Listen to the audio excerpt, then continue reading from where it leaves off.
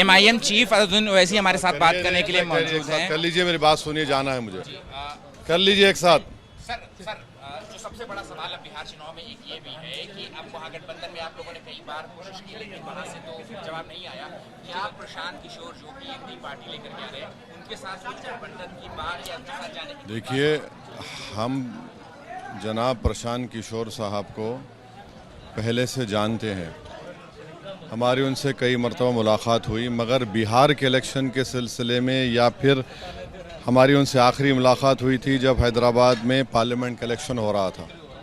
उसके बाद से हमारी उनकी कोई मुलाकात नहीं हुई, कोई बातचीत नहीं हुई, ये फैक्ट है। सर ओवैसी साहब, लोग आप कह रहे हैं कि सबने दिया है चोट, अपनी पार्टी अपना वोट, तो प्रशांत किशोर भी यही बात कर रहे हैं कि आरजेडी को कि आप हमारे खिलाफ मुस्लिम उम्मीदवार न उतारें, हम आपके खिलाफ न उतारें।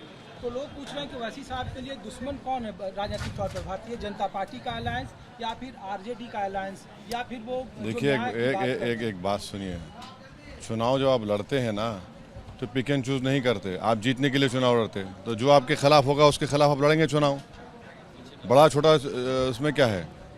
मैं इलेक्शन लड़ूंगा, आप मेरे खिलाफ लड़ेंगे, आप मेरे खिलाफ लड़ेंगे, तो क्या कोई चूज करेगा? जीतना सबका मकसद है। तो जो अब जब election first pass the post system में जो सबसे ज़्यादा वोट लाएगा वही तो जीतेगा। तो आइडियोलॉजिकली हर एतबार से हम आरएसएस को अपोज करते हैं और करते रहेंगे, मगर जो सेक्युलर लिबादा पहनकर आरएसएस की पॉलिसी को इम्प्लीमेंट कर रहे हैं उनको क्या कहेंगे?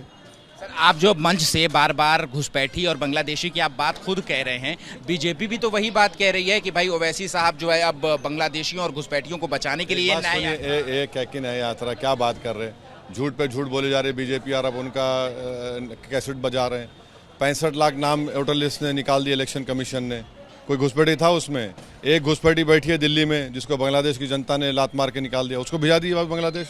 लेकिन ओवैसी साहब आप कह रहे हैं कि तस्लीमुद्दीन साहब का आप नाम ले रहे थे कि तस्लीमुद्दीन साहब के बेटों ने उनकी मिल्कियत को देखिए राहुल गांधी भी तो वही कर रहे हैं सर, जो बात आप कह रहे हैं। देखिए क्या वो भी यही कह रहे हैं कि जिस जमहूरियत की और जिस तानाशाह की ओर भारतीय जनता पार्टी की सरकार ने ढकेला, चाहे वो 370 का मामला हो या वक्फ संशोधन का, जो आपकी भाषा की वही भाषा राहुल गांधी। एक बात सुनिए, हम किसी दूसरे पार्टी के लीडर के बारे में नहीं बोलेंगे।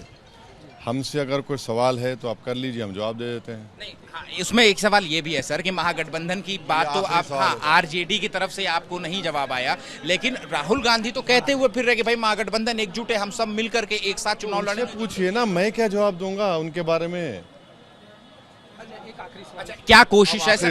हो गया, क्या गुंजाइश है? हो गया।